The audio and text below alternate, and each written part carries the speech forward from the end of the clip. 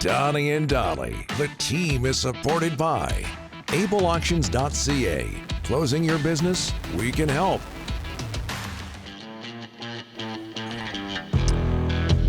Tuesday and all of our guests today, including Craig Button, standing by. Brought to you by Able Auctions, ableauctions.ca. TSN Scouting Director Craig Button joining us now, as always, on a Tuesday. Craig, thanks for... Man, he's busy. Oh, we appreciate this. Thanks for doing this, sir. How are you?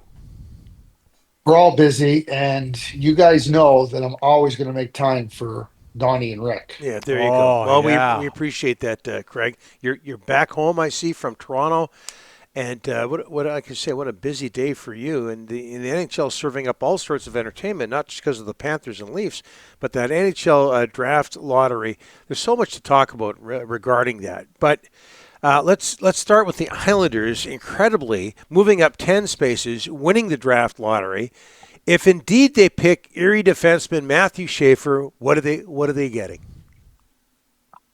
I project him as a number one defenseman, and I rarely do that. To me, you got to really fit the bill in so many different regards for me to do that. I mean, I'll say top pair and allow for maybe a possibility because you can play in that. But to be a number one means that you're going to be a game changer. You're going to be somebody that can control the game in so many different regards, whether it be an even strength, whether it be five on or power play, penalty killing, playing against other teams' top players, those big demanding situations that require you to be able to perform at an elite level. I think Matthew Schaefer checks those boxes, and I've compared him with respect into to type of player, style of game to Drew Doughty. Drew Doughty was never going to be a top defenseman scorer. He was going to get us points. But what he was able to do with respect to contributing to a team and helping a team win and helping a team be better, I think Matthew has those same types of qualities and attributes. And that's why I see him as why I project him as a number one defenseman. I think I know your answer to this next question, Craig, but I'll ask it anyway. It's a bit juicy. James Hagens, American prospect. He's from Long Island. He's projected to go top five or thereabouts. Will there be pressure on the Islanders to take that kid, maybe sell a few extra tickets, at least at the start? Yeah, he's a good player. James is a good player. I'm going to add a couple of. I'm a big believer that when you start drafting players to sell tickets, you're in big trouble. Like, could it help you sell some tickets short term? Yeah, it could. But the Chicago Blackhawks didn't draft Connor Bedard to sell tickets. They drafted Connor Bedard because he was the best player, and the tickets ensued. Winning teams sell tickets. And I think that James Hagens is a good enough player to help a team win. There's another dynamic here at play that I find really interesting for the Islanders. They drafted Cole Yzerman last year in the first round. Cole Eisman and James Hagens played together for 2 years at the National Team Development Program, and were like dynamite together. They were a dynamite duo. So you have this elite goal scorer in Cole Eisman, and I see him as that. And now you have a centerman who he's very familiar with. And again, like I love Matt Schaefer, but James Hagens is not just pressure to sell tickets, not just because he's a local kid. I also start to think, well, wait a sec. We might have our center winger combination for the next 15 years. And I think that has to factor in to their decision making as well. Hey, Craig, the Canucks have the 15th overall pick. Give us a glimpse of what could be available at 15. What type of player? Well, we've heard the Canucks management talk about, the need to draft centers, right? Yes. To try to get some centers in there. I think this top 10 of this draft is defined by centers. Unfortunately for the Canucks, they're picking 15. But there's another group that are going to be available for them to consider at 15, which includes Cole Reshney, which includes Braden Coots. Really good, what I think really good, solid, what I would call second line centers.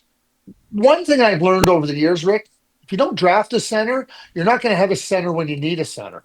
So is there a number one center there? No. But do I see somebody that can be a really good, solid two-way second line center? Yeah, I see. I just mentioned those two players because I think they fit the bill with respect to that type and that slot. So if you're looking for a center, those are the two guys that I would zero in it. If the Canucks look at a player like a different type of defenseman, a different type of winger, and go, well, that would be something that we think is better than a center. You're still searching for a center, and I think Reshny and Coots are two really solid players that are going to have really solid NHL careers. Not star quality, but really solid careers. Craig, you know where the Canucks are right now, obviously out of the playoffs. You've hired coaches before. Are you okay with them going with a rookie coach off the farm team? Last time they did it was Travis Green. Manny's done a good job, Malhotra and Abbotsford. Would you have any reservations going with Manny? Uh, yeah, I would. Yeah, I would. And Manny's been a head coach for, in pro for 1 year. And I know Manny's been on the bench as an assistant. And unless let me qualify that for a second, Rick. Unless you're prepared to live with Manny growing and really trying to find, because as a head, he's still finding his way. He's still finding his Yep. way as a head coach in pro hockey. And I know he's got a long career, and I think that he's got a good mind. But you get to the NHL, and it is a different animal. And I think where the Vancouver Canucks find themselves, in this state of flux, I'll call it, trying to figure out, okay, what do we need to get our team better into a better spot? What are we going to do with Quinn Hughes? A lot of what's happening now with Vancouver, in my view, is messaging. Like, what messages are you sending to your players? I mean, we know that Quinn Hughes and Rick Tocchet had a good relationship. And I'm not saying that Manny wouldn't, but I think this all has to become part of the calculation. And I'm not going to rule out Manny as a potential coach, but I think they have to cast a wider net and go. When Jim Rutherford hired Mike Johnston to coach in Pittsburgh, I know that Jim really, really believed in Mike Johnson, but it wasn't working. And then they ended up falling in, not falling in, because Mike Sullivan was in the organization, but they hired Mike Sullivan. We all know what happened. Yeah. What I'm pointing out here is that Mike Sullivan had been in the NHL as an assistant, had played lots of games in the NHL, had some experience, and I think Manny would benefit from more of that type of experience before thrusting him into such an important job. And Craig, before we let you go, Leafs get a scare from the Panthers, but hang on to win 5-4 in that game. Sam Bennett, just what's your take on his contact with Anthony Stolarz and the fact that he's not going to get disciplined? Yeah, I don't think it merited any type of supplemental discipline. I think it was a play where he's coming to the net, trying to make a play there and coming by. I mean, obviously there's some contact there, but it wasn't an elbow. It looked like more the glove than anything. Now there's whiplash effect that can affect a player in that situation, but there's going to be hockey plays that lead to incidental contact, and I think that that's what happened there with Sam. And one of the biggest issues, I think, is it's the who more than the what. And when Sam Bennett gets involved in these types of situations, it kind of puts a brighter spotlight on it, like a bigger magnifying glass, and that's the way he plays. But I don't think in that situation that it was one that merited. I don't think it merited a penalty. What have I said? If there was a 2-minute penalty, oh boy, geez, I don't see how that could be a penalty. I could have accepted that, but it's a play that happens lots in the NHL where a player's trying to get to the net, coming off that side one way or the other to try to get him some space, and contact is made.